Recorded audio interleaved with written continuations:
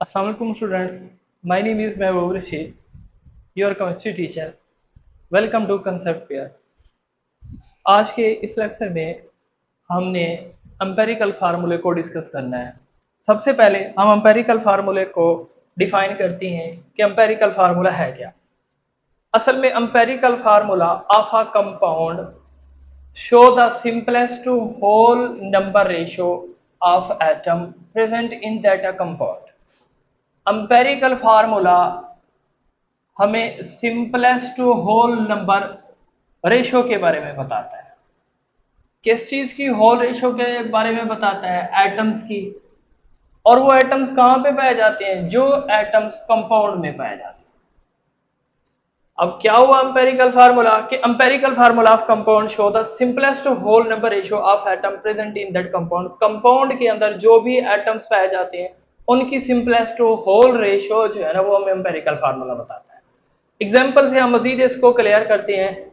जैसा कि ग्लूकोज है, ग्लूकोज का मलिक्यूलर फार्मूला C6H12O6 है। अब जो मलिक्यूलर फार्मूला है वो एक्चुअल नंबर ऑफ एटम्स के बारे में बताता है, यानी किसी भी कंपाउंड के अंदर जितनी भी एटम्स पाए जाते हैं ये एग्जैक्ट उनके बारे में बताता है। और जो एम्पेरिकल फार्मूला है, empirical formula simplest whole ratio के बारे में बताएगा। अब ग्लूकोज का मॉलिक्यूलर फार्मूला हो गया C6H12O6। अब इसकी रेशियो हम निकालते हैं। ये जैसा कि इसमें 6 कार्बन है, 12 हाइड्रोजन है और 6 ऑक्सीजन हो गए। अब हमने इनको एक ऐसे नंबर पे डिवाइड करना है जो कंप्लीटली तौर पे इन पे डिवाइड हो जाए, और एक ही नंबर पे तीनों को हमने डिवाइड करना है। जैसा कि ये 6 पे इजिली से डिवाइड हो रही है तो हमने इनको 6 पे डिवाइड किया, तो इसकी जो रेशियो आई 1:2:1 आ गई। इसका मतलब ये है कि इसमें एक कार्बन पाया जाता है, 2 हाइड्रोजन पाए जाते हैं और 1 ऑक्सीजन पाया जाता है। अब ये जो हमने सिंपलेस्ट होल रेशियो निकाली है, इससे जो फार्मूला बना है ये फार्मूला क्या कहलाएगा? एम्पेरिकल फार्मूला कहलाएगा। अब उसके बाद बेंजीन देखती हैं। बेंजीन का जो मॉलिक्यूलर फार्मूला है C6H6 है। अब जब हम सिंपलेस्ट होल रेशियो निकालेंगे 1:1 आएगा, और इसका जो एम्पेरिकल फार्मूला बनेगा, सिंपलेस्ट फार्मूला बनेगा, वो बनेगा CH। उसके बाद अगर हम वाटर का देखते हैं, मॉलिक्यूलर फार्मूला H2 हो गया, और इसमें जो रेशियो है 1:2, और इसी का एम्पेरिकल फार्मूला वो 1:2 ही बनेगा, क्योंकि ये मजीद सिंपलेस्ट डिवाइड नहीं हो सकता। तो यही जो वाटर का मॉलिक्यूलर फार्मूला होता है वही उसका एम्पेरिकल फार्मूला भी होता है। उसके बाद अगर हम स्टिक एसिड को देखते हैं, स्टिक एसिड का जो मॉलिक्यूलर फार्मूला है वो ये है कि CH3COH, यानी इसके अंदर 2 कार्बन, 4 हाइड्रोजन और 2 ऑक्सीजन हो गए। अब जब हम इसकी सिंपलेस्ट होल रेशियो निकालेंगे तो ये बनेगी 1:2:1 बन जाएगी, और यही इसका क्या कहलाएगा? Empirical formula. 1 मीन यानी इसमें 1 कार्बन है, 2 मीन यानी इसमें 2 हाइड्रोजन है, और 1 का मतलब इसमें 1 ऑक्सीजन है। ये हुआ हमारे पास एम्पेरिकल फार्मूले की डेफिनेशन और उसकी एग्जांपल। अब बोर्ड में ये क्वेश्चन आ सकता है कि एम्पेरिकल फार्मूले को डिफाइन करें और उसकी चंद एग्जांपल दें, तो एक दो एग्जांपल इससे लिख दें और ये डेफिनेशन इसकी लिख दें, तो 2 नंबर के लिए इतना इनफ होता है। और उसके बाद आगे हमने देखना है कि एन कंपाउंड का एम्पेरिकल फार्मूला क्या होता है। An compound always have empirical formula, it will never have molecular formula. An compound का एम्पेरिकल फार्मूला ही होता है, इसका मॉलिक्यूलर फार्मूला होता ही नहीं है। This formula show the simplest whole number ratio between their ions. अब जो ये एम्पेरिकल फार्मूला है एन कंपाउंड के अंदर, ये हमें होल नंबर रेशियो बताएगा। किसके दरमियान में बताएगा? बिटवीन दियर आइंस, आइंस के अंदर। एन कंपाउंड में अगर कैल्शियम फ्लोराइड की एग्जांपल को हम देखते हैं, इसके अंदर आइंस में क्या रेशियो आएगी, यानी इसका एम्पेरिकल फार्मूला क्या बनेगा। अगर हम देखें तो कैल्शियम के ऊपर +2 चार्ज है और साथ ही 2 फ्लोरीन है यहाँ पे, यानी इसके आइंस के दरमियान में जो रेशियो बन रही है 1:2 बन रही है। अब एम्पेरिकल फार्मूला क्या बता रहे हैं? हमें सिंपलेस्ट रेशियो बता रहे हैं आइंस के बिटवीन आइंस में। दूसरी तरफ अगर हम NaCl की एग्जांपल देखें, तो इसमें एक सोडियम आयन है और एक ही क्लोरीन आयन है, तो ये वही सिंपलेस्ट रेशो बता रहा है। Na कंपाउंड का मॉलिक्यूलर फार्मूला नहीं होता, Na कंपाउंड का एम्पिरिकल फार्मूला ही होता है, और Na कंपाउंड जो है ना वो सिंपलेस्ट हो रेशो की फॉर्म में ही पाए जाते हैं। उसके बाद अगर हम बात करें कोवेलेंट कंपाउंड की, कोवेलेंट कंपाउंड के दो फार्मूले होती हैं, एक इनका मॉलिक्यूलर फार्मूला होता है और दूसरा इसका एम्पिरिकल फार्मूला होता है। अगर हम मॉलिक्यूलर फार्मूले को देखें तो molecular formula which tell exact number of atom, molecular formula chemical फार्मूले के अंदर जितने नंबर ऑफ एटम्स पाए जाते हैं ये एग्जैक्ट उनकी अमाउंट बताता है। और ये भी हमें पता होना चाहिए कि मॉलिक्यूलर फार्मूला और एम्पिरिकल फार्मूला का केमिकल फार्मूले की ही दो टाइप्स हैं। अगर हम बेंजीन का मॉलिक्यूलर फार्मूला देखते हैं तो वो है C6H6 और इसकी जो रेशो बनेगी 6:6 बन जाएगी। अगर हम इसी एम्पिरिकल फार्मूला देखते हैं, इसी का एम्पिरिकल फार्मूला हमें क्या बताता है, which tell us the simplest whole ratio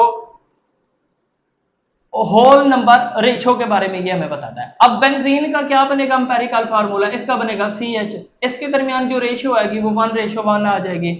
दूसरी तरफ अगर हम ग्लूकोज को देखते हैं, ग्लूकोज का जो मॉलिक्यूलर फार्मूला है C6H12O6 है और इसके दरमियान जो रेशो है 6:12 क्या बन जाएगी, 6 बन जाएगी।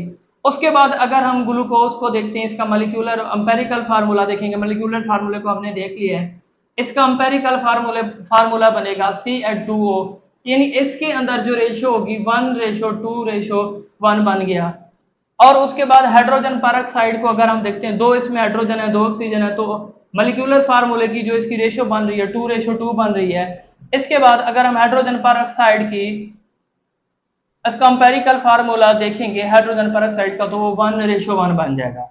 उसके बाद अगर हम पानी का मॉलिक्यूलर फार्मूला देखते हैं तो H2O बन जाएगा, यानी इसमें 2 हाइड्रोजन और 1 ऑक्सीजन। और वाटर का एम्पिरिकल फार्मूला देखेंगे तो वाटर का एम्पिरिकल फार्मूला और मॉलिक्यूलर फार्मूला सेम होता है, इसमें वही रेशो बन जाएगी 2:1।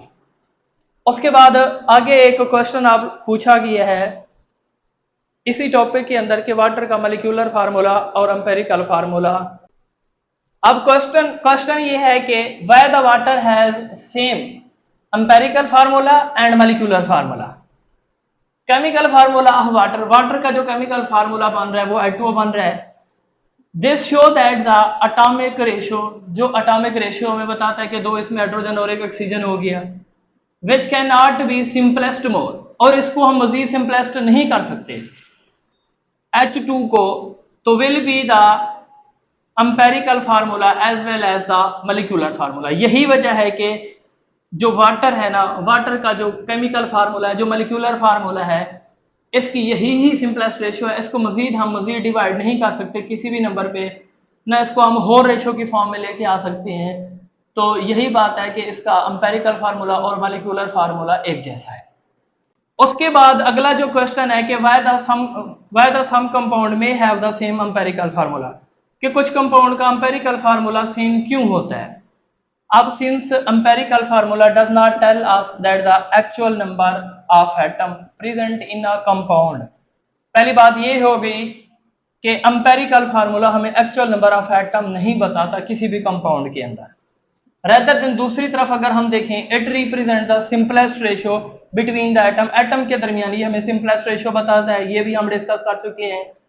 Which would be the same for the different compound, जो मुख्तलिफ कंपाउंड्स के लिए क्या हो सकता है, सेम भी हो सकता है। अब हमने एम्पिरिकल फार्मूले के बारे में क्या पढ़ा है कि ये हमें एग्जैक्ट नंबर ऑफ एटम नहीं बताते कि किसी भी कंपाउंड के अंदर, किसी भी मॉलिक्यूल के अंदर कितने टोटल एटम पाए जाते हैं। इसीलिए बहुत ज्यादा कंपाउंड ऐसे होते हैं जिनका एम्पिरिकल फार्मूला एक जैसा हो सकता है। जैसा कि एग्जांपल के तौर पे, एग्जांपल में हमने बेंजीन और एसिटालीन को देखा है। बेंजीन का जो मॉलिक्यूलर फार्मूला C6H6 हो गया, और उसके बाद अगर हम इसकी सिंपलेस्ट रेशो निकालते हैं तो 1:1 होगी। उस तरीके से अगर हम एसिटालीन को देखते हैं, इसका जो मॉलिक्यूलर फार्मूला है C2H2, अगर हम इसकी सिंपलेस्ट रेशो निकालते हैं तो इसकी 1:1 होगी। यानी बेंजीन की और एसिटालीन की जो एम्पिरिकल फार्मूला है वो सेम है, CH। तो ये रीजन है कि बहुत ज्यादा कंपाउंड्स जो है ना वो एक जैसा ही एम्पिरिकल फार्मूला दिखाते हैं। ये था आज का हमारा लेक्चर, जिसमें हमने एम्पेरिकल फार्मूले को डिस्कस किया है और एग्जांपल्स को भी देखा है। इंशाल्लाह मिलते हैं अगले लेक्चर में। अल्लाह हाफिज़।